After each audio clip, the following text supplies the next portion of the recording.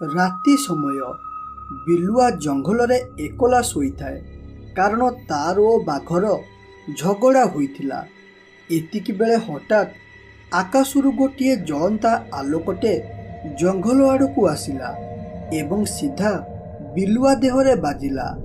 ଏବଂ ତା ପରଦିନ ସକାଳ ହେବା ପରେ ବାଘ ନିଦରୁ ଉଠି କହିଲା, ଆରେ ବିଲୁ, ଗଲୁ ଗଲୁ ନଈରୁ ଟିକେ ଥଣ୍ଡା ପାଣି ନେଇକି ଆସ, ମୁଁ ମୁହଁ ଧୋଇବି। ଆଉ ହଁ, କାଲିର ବଞ୍ଚିଥିବା କିଛି ମାଂସ ମଧ୍ୟ ନେଇକି ଆସିବୁ। ସେ ଏତିକି କହିବା ପରେ ତାର ମନେ ପଡ଼ିଗଲା କାଲି ରାତିରେ ବିଲୁଆର ତାର ଝଗଡ଼ା ହୋଇଥିଲା। ଏକଥା ମନେ ପଡ଼ିଯିବାରୁ ସେ କହିଲା, ଆରେ ୟାର, କାଲି ବିଲୁଆ ସାଥିରେ ଝଗଡ଼ା ହୋଇଥିଲା, ଏକଥା ମୁଁ ଭୁଲି ଯାଇଛି। ବିଲୁ ମୋ ପାଖରେ ନଥିଲେ ମୁଁ ବହୁତ ହଇରାଣ ହେବି। ଯଦି ସେ ମୋ ପାଖରେ ଥାନ୍ତା ତାହେଲେ ଏତିକି ବେଳୁ ମୋ ପାଇଁ ପାଣି ଓ ଖାଦ୍ୟ ନେଇକି ଆସିଥାନ୍ତା। ତେଣୁ ମୋତେ ଯାଇ ବିଲୁଆକୁ ବୁଝେଇବାକୁ ପଡ଼ିବ। ଏପରି କହି ବାଘ ବିଲୁଆ ପାଖକୁ ଗଲା ଓ ଏ ପାଖରେ ବିଲୁଆ ଉପରେ କାଲି ରାତିରେ ପଡ଼ିଥିବା ଆଲୋକ ଯୋଗୁଁ ତାର ଦୁଇଟି ମୁଣ୍ଡ ହୋଇଯାଇଥିଲା। ଏହା ଦେଖି ବିଲୁଆ ବହୁତ ଜୋରେ ଡରି ଯାଇଥିଲା। ତେଣୁ ସେ କହିଲା, ଆରେ ଇଏ କ'ଣ? ମୋର ଦୁଇଟି ମୁଣ୍ଡ ହୋଇଗଲା କେମିତି? ଏବେ ମୁଁ କ'ଣ କରିବି? କିପରି ମୁଁ ପୂର୍ବଥର ପରି ମୋର ଗୋଟିଏ ମୁଣ୍ଡ କରିବି? ଯାଉଛି ଏପରି ପରିସ୍ଥିତିରେ ମାମୁଙ୍କର ସାହାଯ୍ୟ ନେବି। ଆରେ, ମୋର ଆଉ ମାମୁଙ୍କର କାଲି ରାତିରେ ଝଗଡ଼ା ହୋଇଛି। ତେଣୁ ଯଦି ମୁଁ ତାଙ୍କ ପାଖକୁ ଯାଏ ତାହେଲେ ସେ ମୋତେ ସାହାଯ୍ୟ କରିବେ ନାହିଁ। ବିଲୁଆ ଏତିକି କହିଛି କି ନାହିଁ, ଏତିକି ବେଳେ ସେଠାରେ ବାଘ ଆସି ପହଞ୍ଚିଗଲା ଓ ଦେଖିଲା ବିଲୁଆର ଦୁଇଟି ମୁଣ୍ଡ ଥାଏ। ଏହା ଦେଖି ବାଘ ଡରିଗଲା, କାରଣ ସେ ଭାବିଲା ବୋଧେ ବିଲୁଆ ରୂପରେ ଏଲିୟନ ଜଙ୍ଗଲକୁ ଆସିଛି। ଏହା ଦେଖି ବାଘ ଡର ଡର ସ୍ୱରରେ କହିଲା, ଆରେ ଏଲିୟନ, ଏଲିୟନ, ମୋତେ ଛାଡ଼ିଦେ କହୁଛି ଓ ଏଠାରୁ ପଳା, ନହେଲେ ମୁଁ ଜଙ୍ଗଲର ଅନ୍ୟ ଜୀବଜନ୍ତୁଙ୍କୁ ଡାକିବି, ଯିଏକି ତତେ ଏଇଠାରେ ମାରିଦେବେ। ଏହା ଶୁଣି ବିଲୁଆ କହିଲା, ଆରେ ମାମା, ମୋତେ ଡରନି। ମୁଁ କୌଣସି ଏଲିୟନ ନୁହଁ। ମୁଁ ହେଉଛି ତୁମ ବିଲୁ। ଜଣା ନାହିଁ ମୋର କ'ଣ ହୋଇଛି, ଯେଉଁଥିପାଇଁ ମୋର ଦୁଇଟି ମୁଣ୍ଡ ହୋଇଯାଇଛି। ମୁଁ ଭାବୁଥିଲି ଏପରି ପରିସ୍ଥିତିରେ କେବଳ ତୁମେ ହିଁ ସାହାଯ୍ୟ କରିବ, ହେଲେ ତୁମର ମୋର ଝଗଡ଼ା ହୋଇଥିବା ଯୋଗୁଁ ମୁଁ ତୁମ ପାଖକୁ ଯାଉନଥିଲି। ଏହା ଶୁଣି ବାଘ ଟିକେ ଆଶ୍ଚର୍ଯ୍ୟ ହୋଇ କହିଲା, ଆରେ ବିଲୁ, ଏମିତି ତୋର କ'ଣ ହୋଇଗଲା ଯେଉଁଥିପାଇଁ ତୋର ଦୁଇଟି ମୁଣ୍ଡ ହୋଇଗଲା?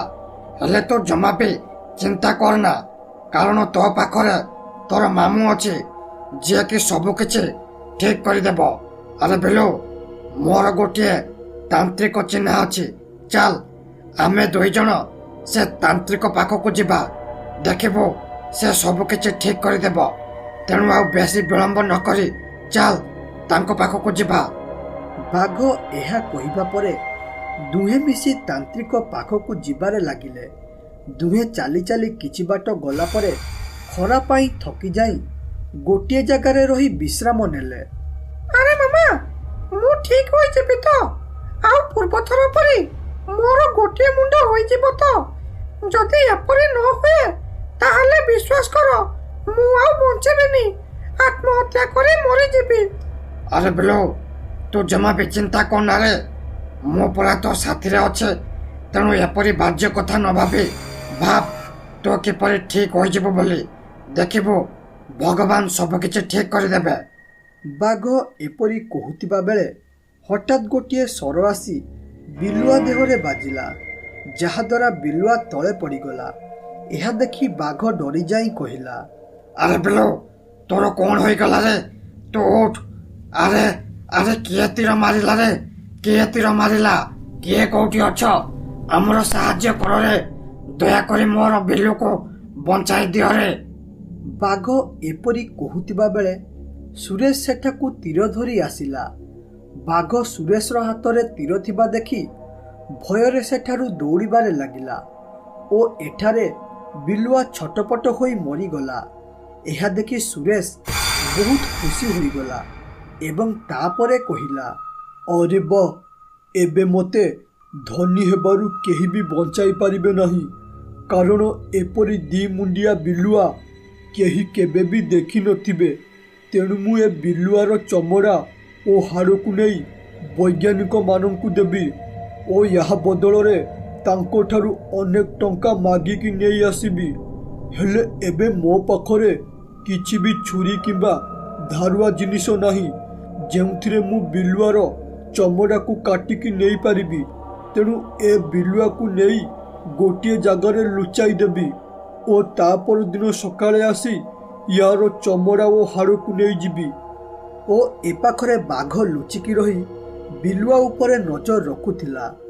ହେ ମୋର ବିଲୁଆ, ଆଜି ତୋର ମୃତ୍ୟୁର କାରଣ ପାଇଁ କେବଳ ମୁଁ ହିଁ ଦାୟୀ। ଯଦି ମୁଁ ତତେ ଏଠାକୁ ନ ଆଣିଥାନ୍ତି ତାହେଲେ ତୁ ଆଜି ମରିନଥାନ୍ତୁ। ଓ ମୁଁ ମୋର ଜୀବନକୁ ଠିକ୍ କରୁଛି, କାରଣ ତୋ ପାଖରେ ମୁଁ ଥାଇ ତୋର ଜୀବନକୁ ବଞ୍ଚାଇ ପାରିଲି ନାହିଁ। ତେଣୁ ମୋତେ କ୍ଷମା କରିଦେ ରେ ବିଲୁ, କ୍ଷମା କରିଦେ। ଓ ଏ ପାଖରେ ସୁରେଶ ବିଲୁଆକୁ ଗୋଟିଏ ଜାଗାରେ ଲୁଚାଇ ଦେଇ କହିଲା, ଓହୋ, ଏବେ ମୁଁ ଏଇ ବିଲୁଆକୁ ଠିକ୍ ଜାଗାରେ ଲୁଚାଇ ଦେଲି। କାଲି ଆସି ଏହାର ଚମଡ଼ା ଓ ହାଡ଼କୁ ନେଇଯିବି।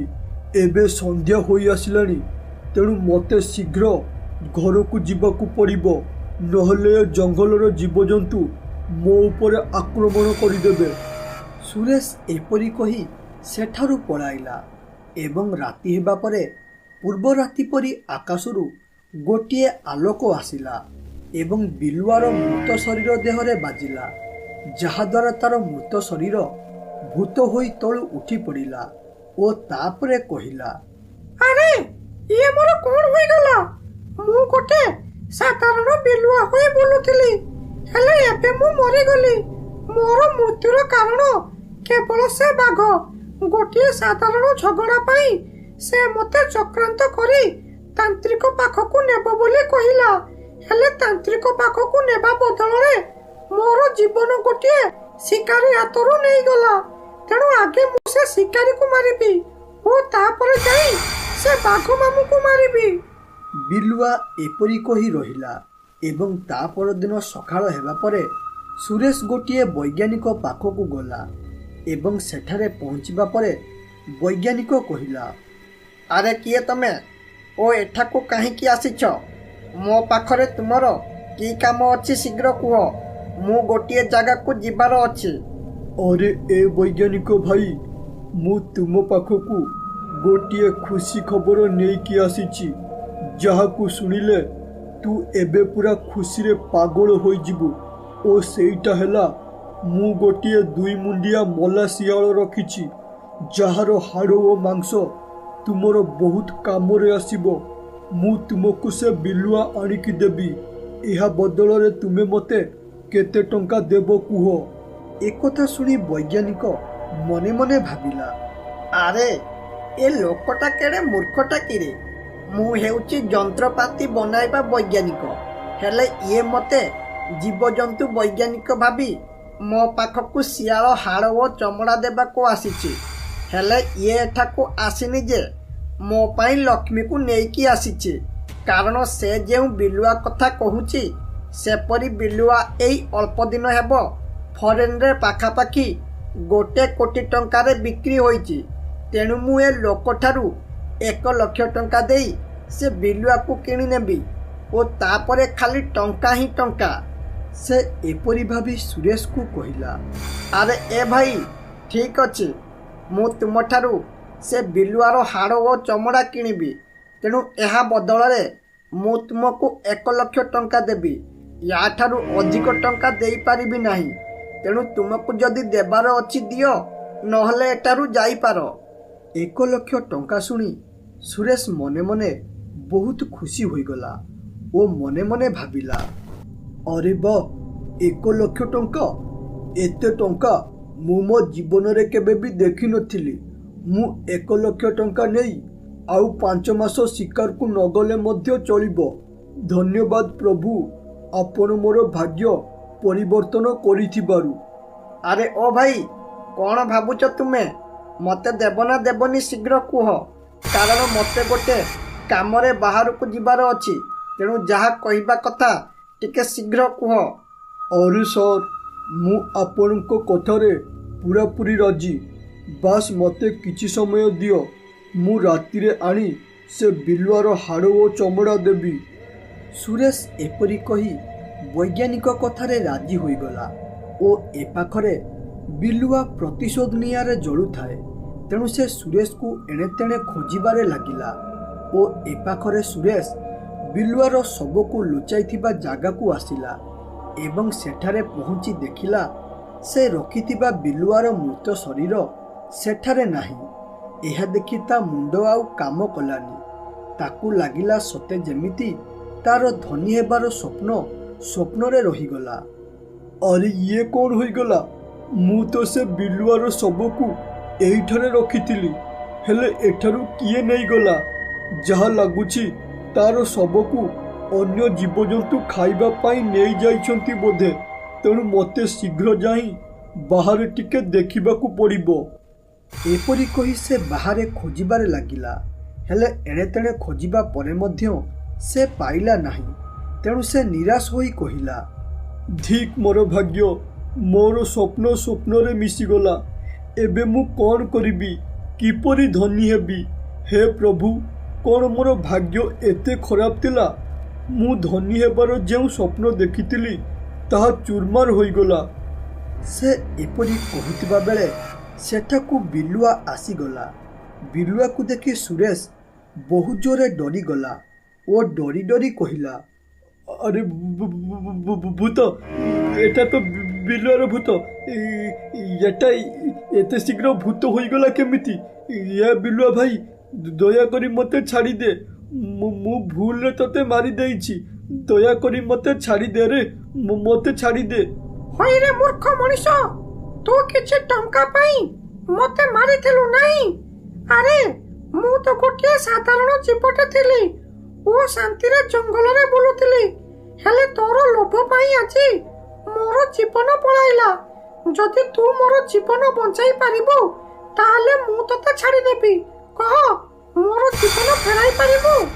बिलुआ एपरी कही रागरे तार शक्ति माध्यम रे सेइठारे ताकू मारिदेला। एतिकी बेले सेठाकू बाघ आसी पहुंची गला। बाघ को देखी बिलुआ कहिला होय मामा तमे ताहाले आसी गलो एठाकू। अरे ए मामा मु तुमरो की भूल करितली जेउथि पई तमे मते एपरी फसाई मारी देलो। अरे मु तो तुमको बहुत भल पाउथिली हेले मो भल पाइबार उपहार कोन एई धोखा कुह मामा कुह काहे के तमे मते धोखा देई मारी देलो। अरे बिलु तू कौन कहूची रे मु काहे की तते मारिबा पाई चेष्टा करबी रे मु तो तते ठीक करबा पाई गुणिया पाखकू नेउथिले हेले कुआडू किए तीर मारी तते मारी देला एथिरे मोर कोन दोष रहिला। बाघ एतिकी कहिछि कि नहीं हठात आकाशवाणी हेला होई रे बिलु तोर मृत्यु पछरे बाघर कौनसी हाथ नाही तते जे मारिथिला ताकू तू मारी देलु ओ तते केवल एही काम पाई तोर दुईटी मुंड करा जाइथिला हेले तू जमा भी चिंता करना एबे सब किछि ठीक होई जिवो। आकाशवाणी हेबा परे हठात आकाशरु गोटिए आलोक आसी बिलुआ देहरे बाजिला जहा द्वारा बिलुआ पूरा ठीक होई बंची गला।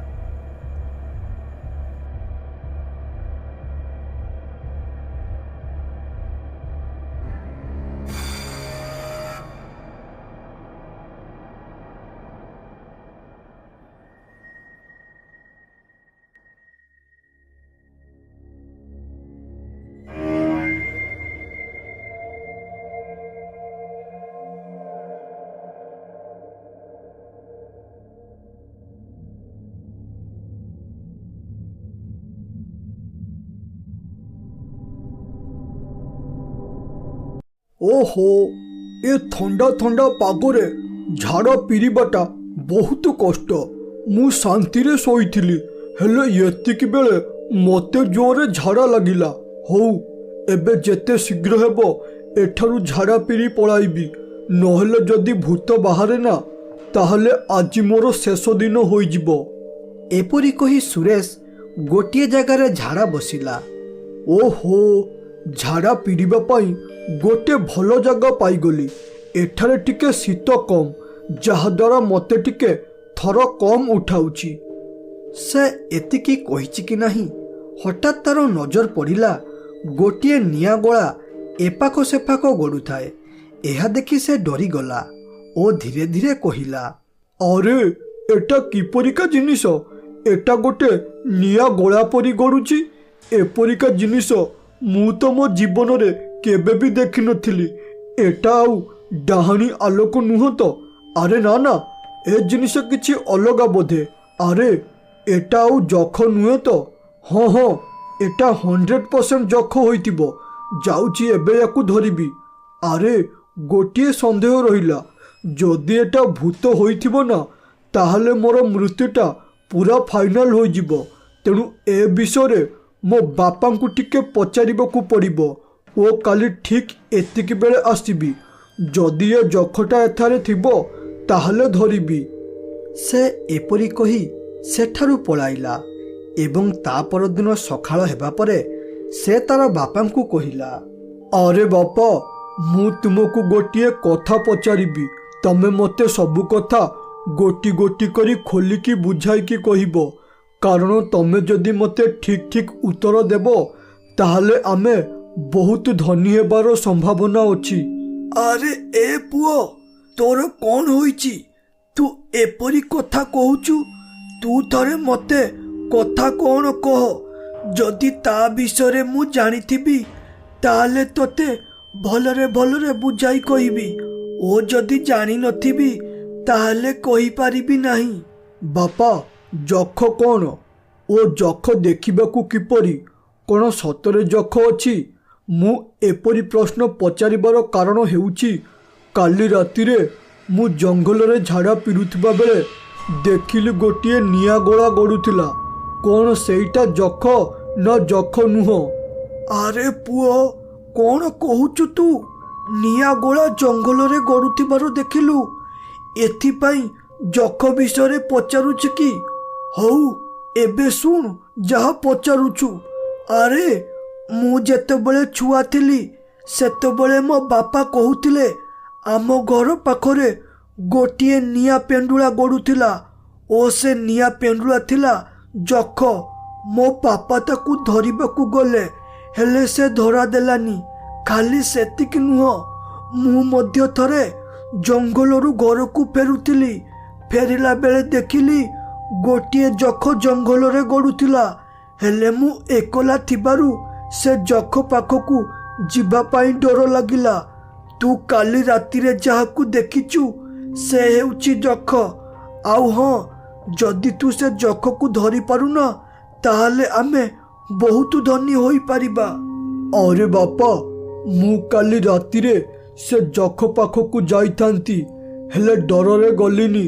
କାରଣ ମୁଁ ଭାବିଲି ଯଦି ତାହା ଭୂତ ହୋଇଥିବ ନା, ମୋ ବେଳ ଖରାପ ହୋଇଯିବ। ହେଲେ ଏବେ ତମଠାରୁ ସବୁ କଥା ଶୁଣିବା ପରେ ସବୁ ବୁଝିଗଲି। ଆଜି ରାତିରେ ପୁରା ପ୍ଲାନିଂ କରି ଯିବି ଓ ସେ ଜଖକୁ ଧରିବି ଏବଂ ତାପରେ ଆମେ ବହୁତ ଧନୀ ହୋଇଯିବା। ବାପା। ବାପ ପୁଅ ଏପରି କଥା ହେଉଥିଲେ, ହେଲେ ଏକଥା ତାଙ୍କ ଘର ବାହାରେ ସୁଜିତ ଶୁଣୁଥିଲା। ଆମେ ତ ଛୋଟବେଳୁ ଶୁଣିଛନ୍ତି, ପଡ଼ୋଶୀ କେବେ କାହାର ଖୁସି ଦେଖିପାରନ୍ତି ନାହିଁ ଏବଂ କିଛି କାର୍ଯ୍ୟ କଲେ ଗୋଡ଼ ଟାଣନ୍ତି। ଠିକ୍ ସେମିତି ସୁଜିତ ଏକଥା ଶୁଣି କହିଲା, ଆରେ କ'ଣ ହେଲା କ'ଣ ହେଲା? ଜଖ ପୁଣି ଆମ ଗାଁ ଜଙ୍ଗଲରେ? ଏକଥା ଶୁଣି ମୋତେ ଟିକେ ଆଶ୍ଚର୍ଯ୍ୟ ଲାଗୁଛି। ହେଲେ ଏ ବାପ ପୁଅଙ୍କ କଥା ଶୁଣି ମୋତେ ଲାଗୁଛି ଜଖ କଥା ନିହାତି ସତ ହୋଇଥିବ। ତେଣୁ ଏ ସୁରେଶ ସେ ଜଖ ପାଖରେ ପହଞ୍ଚିବା ପୂର୍ବରୁ ମୁଁ ଆଗେ ଯାଇ ସେ ଜଖକୁ ଧରି ଆଣିବି ଓ ତାପରେ ମୁଁ ଧନୀ ହେବି। ହଉ ରୁହରେ ବାପ ପୁଅ, ମନେ ମନେ କେତେ ଗୁଡ଼ ଖାଇବା କଥା ଖାଇଯାଅ। ମୁଁ ମଧ୍ୟ ଦେଖିବି ତମେ ଦୁଇଟା କେମିତି ସେ ଜଖକୁ ଆଣୁଛ। ଏପରି କହି ସେ ସେଠାରୁ ପଳାଇଲା ଏବଂ ତାପରେ ସୁରେଶ ମନେ ମନେ ପୁରା ପ୍ଲାନ୍ କଲା କେମିତି ସେ ଜଖକୁ ଧରିବ ଏବଂ କେମିତି ଧନୀ ହେବ ଓ ତାର ଘରେ ଖୁସିର ଲହରୀ ଖେଳିବ। ସେ ଏପରି ଭାବୁଥିବା ବେଳେ ହଠାତ୍ ତାର ମନକୁ ଗୋଟିଏ ଆଇଡିଆ ଆସିଲା ଓ ତାପରେ ସେ କହିଲା, ଆରେ ମୋ ମୁଣ୍ଡରେ ଗୋଟିଏ ଆଇଡିଆ ପଶିଲା। ଏ କ୍ଷେତ୍ରରେ କେବଳ ମୋତେ ବାଘ ଓ ବିଲୁଆ ସାହାଯ୍ୟ କରିପାରିବେ, କାରଣ ମୁଁ ଯଦି ଯକ୍ଷକୁ ଧରିବାକୁ ଚେଷ୍ଟା କରେ ତାହେଲେ ସିଏ ଜଙ୍ଗଲର ଭିତରକୁ ପଳାଇବ, ଯାହାଦ୍ୱାରା ମୁଁ ତାକୁ ଧରିପାରିବି ନାହିଁ। ହେଲେ ବାଘ ଓ ବିଲୁଆ ହେଲେ ଜଙ୍ଗଲର ଜୀବ, ସେ ଦୁଇ ଜଣ ଜଙ୍ଗଲର ଗଳିସନ୍ଧି ରାସ୍ତା ଜାଣିଛନ୍ତି, ତେଣୁ ସେ ହିଁ କେବଳ ଯକ୍ଷକୁ ଧରିପାରିବେ। ଏପରି କହି ସୁରେଶ ବିଲୁଆ ବାଘକୁ ଦେଖା କରିବାକୁ ଜଙ୍ଗଲକୁ ଗଲା ଏବଂ ତାଙ୍କ ପାଖରେ ପହଞ୍ଚିବା ପରେ ବିଲୁଆ କହିଲା, ହଇରେ ମଣିଷ, ତୁ ଏଠାକୁ କାହିଁକି ଆସିଛୁ? ଆଉ ତୁ ଭୁଲି ଯାଉଛୁ ବୋଧେ ଆମେ ତୋତେ ଚାହିଁଲେ ଏଇଠାରେ ମାରିଦେବୁ। ଆରେ ଆମେ ଯଦି ତମ ଜାଗାକୁ ଯାଉନୁ ତାହେଲେ ତମେ ମଧ୍ୟ ଏଠାକୁ ଆସି ଆମକୁ ହଇରାଣ କର ନାହିଁ। ଆରେ ଏ ବାଘ ଓ ବିଲୁଆ, ମୁଁ ଏଠାକୁ ତୁମକୁ ହଇରାଣ କରିବା ପାଇଁ ଆସିନି, ବରଂ ମୋର ତୁମ ପାଖରେ ଗୋଟିଏ ସାହାଯ୍ୟର ଆବଶ୍ୟକ ଅଛି। ଯଦି ତମେ ମୋତେ ସାହାଯ୍ୟ କରିବ ତାହେଲେ ତମେ ମୋତେ ଯାହା ମାଗିବ ମୁଁ ତୁମକୁ ସେଇଆ ଦେବି। ଏବେ କୁହ, ମୋର ସାହାଯ୍ୟ କରିବ ନା କରିବ ନାହିଁ? ଆରେ କି ପ୍ରକାର ସାହାଯ୍ୟ? ମଣିଷ ପୁଣି କେବେଠୁ ଜୀବଜନ୍ତୁଙ୍କର ସାହାଯ୍ୟ ନେଲେଣି? ଏ କଥା ମୋତେ ଟିକେ ହଜମ ହେଉନି। ମୋତେ ଯାହା ଲାଗୁଛି ତୁ ଏଠାକୁ ଆସିଛୁ ଆମକୁ ଫସାଇ ମାରିବା ପାଇଁ। ତେଣୁ ମାମା, ଏ ମଣିଷଟାକୁ ମନା କରିଦିଅ, ଆମେ ତାକୁ କୌଣସି ପ୍ରକାର ସାହାଯ୍ୟ କରିପାରିବୁ ନାହିଁ। ଆରେ ଏ ବିଲୁଆ, ମୁଁ ସତ କଥା କହୁଛି, ମୁଁ ତୁମର କିଛି ବି କ୍ଷତି କରିବା ପାଇଁ ଏଠାକୁ ଆସିନି କିମ୍ବା ତୁମକୁ ଫସାଇବା ପାଇଁ ଏଠାକୁ ଆସିନି। ଆଉ ଏମିତିରେ ମୋତେ ତୁମ ପାଖରେ ଯେଉଁ ସାହାଯ୍ୟ ଦରକାର ସେଟା ରାତିରେ ହେବ। ଯଦି ସାହାଯ୍ୟ କରିବ କୁହ, ନହେଲେ ମୁଁ ଏଠାରୁ ପଳାଇବି। ରହ ବିଲୁ, ତୁ ଏବେ ଚୁପ୍ କର, ଆଗେ ତାକୁ କହିବାକୁ ଦେ ସେ କ'ଣ କହୁଛି। ଯଦି ଆମକୁ ଠିକ୍ ଲାଗିଲା ତାହେଲେ ଆମେ ତାର ସାହାଯ୍ୟ କରିବା, ନହେଲେ ତାକୁ ଏଠାରୁ ଫେରାଇ ଦେବା। ହଉ, ଏବେ କହ ତୋର କି ସାହାଯ୍ୟ ଦରକାର? ସାହାଯ୍ୟ ମାନେ ଆଜି ରାତିରେ ତମେ ମୋ ସାଥିରେ ଜଙ୍ଗଲରେ ରହିବ ଏବଂ ଗୋଟିଏ ଯକ୍ଷକୁ ଧରିକି ଦେବ। ଏବେ ତମେ ଭାବୁଥିବ ଯକ୍ଷ କ'ଣ? ଯକ୍ଷ ହେଉଛି ଗୋଟିଏ ନିଆଁ ପେଣ୍ଡୁଳା ଭଳିଆ। ବାସ୍ ତମେ ଥରେ ମୋତେ ଧରିକି ଦିଅ ଓ ତାପରେ ଯାହା ମାଗିବ ମୁଁ ଦେବି। ହଉ ଠିକ୍ ଅଛି ମଣିଷ, ଆମେ ତୋର ସାହାଯ୍ୟ କରିବୁ। ଆଉ ମନେ ରଖ, ଯଦି ତୁ କିଛି ଚାଲାକି କରିବା ପାଇଁ ଚେଷ୍ଟା କରୁନା ତାହେଲେ ଆମ ହାତରୁ ତୋତେ କେହି ବି ବଞ୍ଚାଇ ପାରିବେ ନାହିଁ। ଆଉ ଗୋଟେ କଥା, ତୋର କାମ ହୋଇସାରିବା ପରେ ତୁ ଆମ ଦୁଇ ଜଣଙ୍କୁ 20ଟି ଛେଳି ଖାଇବାକୁ ଦେବୁ। ଯଦି ଏକଥାରେ ରାଜି ତାହେଲେ ଆମେ ତୋର ସାହାଯ୍ୟ କରିବୁ, ନହେଲେ ତୁ ଏଠାରୁ ପଳାଇ ପାରୁ। ସୁରେଶ ବାଘ କଥାରେ ରାଜି ହୋଇଗଲା ଏବଂ ରାତି ହେବା ପରେ ସୁଜିତ ମନ ଖୁସିରେ ତାଙ୍କ ଗାଁ ଜଙ୍ଗଲକୁ ପଳାଇ ଆସିଲା ଏବଂ କିଛି ସମୟ ଅପେକ୍ଷା କରିବା ପରେ ହଠାତ୍ ତାର ନଜର ପଡ଼ିଲା ଗୋଟିଏ ନିଆଁ ପେଣ୍ଡୁଳା ଗଡ଼ୁଥାଏ। ଏହା ଦେଖି ସେ ବହୁତ ଖୁସି ହୋଇଗଲା ଓ କହିଲା, ଆରେ ବାଃ, ସତରେ ଏଟା ଯକ୍ଷଟା। ତାହେଲେ ସେ ବାପ ପୁଅ ସତ କହୁଥିଲେ। ଏବେ ମୁଁ ଏ ଯକ୍ଷଟାକୁ ଧରିକି ନେଇଯିବି ଏବଂ ତାପରେ ପ୍ରବଳ ଧନୀ ହୋଇଯିବି।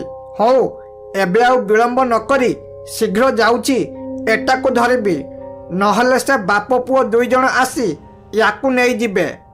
ସୁଜିତ ଏପରି କହି ଯକ୍ଷକୁ ଧରିବା ପାଇଁ ଆଗକୁ ବଢ଼ିବାରେ ଲାଗିଲା।